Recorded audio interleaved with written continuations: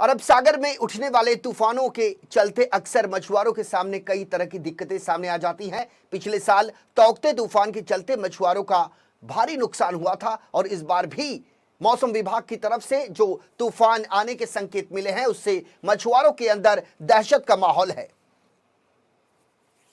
आपको बता दें कि मुंबई शहर और उससे सटे आसपास के इलाकों में सोमवार को फिर से बारिश की शुरुआत हुई।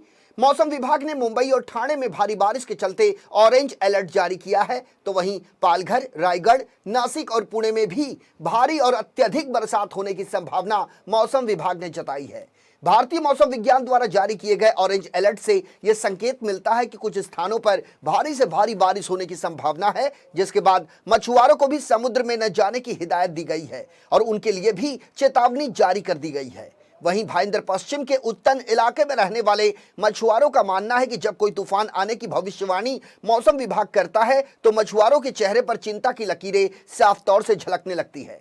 इस मामले में मीरा भाईंदर की नगर सेविका शर्मिला बगाजी का कहना है कि जब भी तूफान के बाद होने वाली नुकसानी का आकलन किया जाता है तो किसानों की तरफ से सरकार का ध्यान जिस तरीके से जाता है जिस पर उस तरह से मछुआरों पर भी जाना चाहिए, जबकि ऐसा हो नहीं पाता। अपनी टीवी स्क्रीन पर भाईंदर पश्चिम के ये उत्तन इलाके की तस्वीरें आप देख सकते हैं, जहां मछुआरों के अंदर इस बात को लेकर डर का माहौल है कि तूफान आने के बाद जो स्थिति बनेगी उससे वो कैसे निपटेंगे। फिलहाल सरकार की ओर से अब तक मछुआरों के लिए कोई योजना नहीं बनाई गई है, जिसके चलते मछुआरा समाज जो है वो सकते में है। समंदर में ऊंची ऊंची उठने वाली लहरों से खौफ भी लगातार बढ़ने लगा है। चूंकि तूफान आने की जो संभावना व्यक्त की गई है उसके चलते मछुआरों में चिंता का माहौल देखने को मिल रहा है। हम लोग यही कहना चाहते हैं कि हर साल जैसे भी सीज़न चालू हो जाता है मछुआरा का 1 अगस्त से, वैसे ही एक ना एक तूफ़ान, एक के बाद एक तूफ़ान आने की संभावना रहती है। उसके हवामान खाते से हम लोगों को उसकी जानकारी मिलती है। लेकिन तूफ़ान आने के बाद जो हमारा नुकसान होता है, हमारे मछुआरों का नुकसान होता है। अभी 1 अगस्त को बोट चली गई, लेकिन तूफ़ान आने की वजह से वापस रिटर्न आना पड़ा।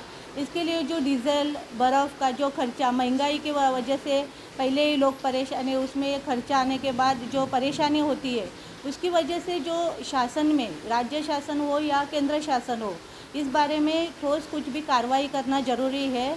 और हर बार जो तूफ़ान की वजह से जो नुकसान होता है, जैसे किसानों को हम लोग उसके लोन में हम लोग कटौती करते हैं या कुछ करते हैं, उसके बाद ऐसा ही कुछ अच्छे से ये लोगों को एक योजना लाए जिसमें ये लोगों को कुछ परेशानी ना होवे। आत्महत्या का आज तक हम लोगों के एक भी मछुआरों ने आज तक हम लोगों ने आत्महत्या नहीं की कि वो लोग निर्भीड़ है। वो लोग अपने आप पे इतना ये है, पूरी उनको पता है कि आज अगर हम लोगों को नहीं है लेकिन कल हम लोग मेहनत करके वापस से खड़े रहेंगे। इस बारे में हम लोगों को वो लोगों को सैल्यूट करना ज़रूरी है कि आत्महत्या की वजह से वो लोगों की जान नहीं गई, लेकिन उनके ऊपर हम लोगों के ध्यान भी देना ज़रूरी है। तो इसके लिए हम लोग वापस से वही केंद्र शासन और राज्य शासन से निवेदन करते हैं कि ये लोगों को अच्छी सी योजना लाए और ये लोगों का जो नुकसान होता है उसमें आर्थिक मदद मिले।